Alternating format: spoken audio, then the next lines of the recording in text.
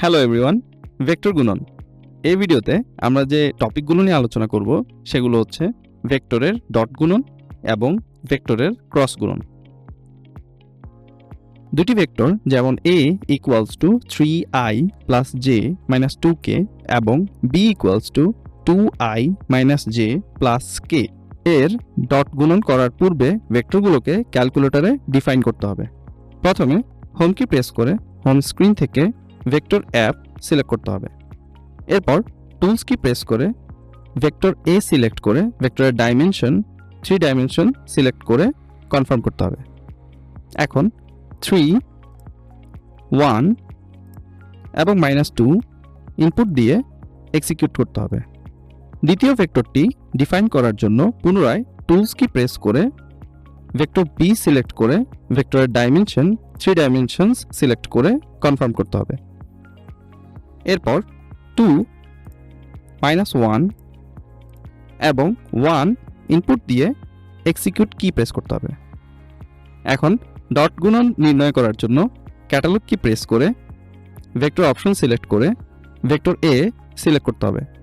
পুনরায় ক্যাটালগ কি প্রেস করে ভেক্টর অপশনটি সিলেক্ট করে পরবর্তী স্ক্রিন থেকে ভেক্টর ক্যালক সিলেক্ট করে ডট প্রোডাক্ট অপশনটি সিলেক্ট করতে হবে।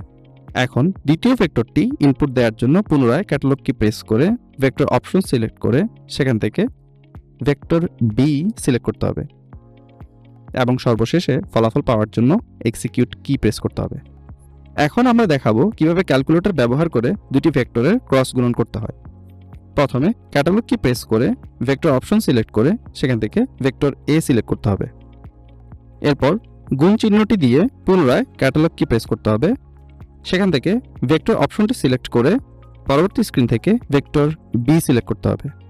অতঃপর ফলাফল পাওয়ার জন্য এক্সিকিউট কি প্রেস করতে হবে। সঠিক ক্যালকুলেশন পাওয়ার জন্য সকলকে ক্যাসিও এর অরিজিনাল ক্যালকুলেটর ব্যবহারের জন্য অনুরোধ করছি। ক্যালকুলেটর অরিজিনাল কিনা তা চেক করার জন্য 4টি ধাপ ফলো করুন। প্রথমে ক্যালকুলেটরের হোম বাটন প্রেস করে হোম স্ক্রিনে যেয়ে সেটিংস বাটন প্রেস করলে একটি কিউআর কোড জেনারেট হবে। তারপর সেটি স্মার্টফোনের মাধ্যমে স্ক্যান করতে হবে এবং লিঙ্কে ক্লিক করতে হবে। লিঙ্কটি ক্যাসিও ওয়েবসাইটে নিয়ে যাবে।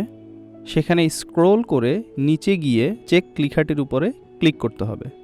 সর্বশেষে যদি নীল টিক চিহ্নটি দেখায় তাহলে বুঝতে হবে ক্যালকুলেটরটি অরিজিনাল। ভিডিওটি দেখার জন্য সকলকে ধন্যবাদ।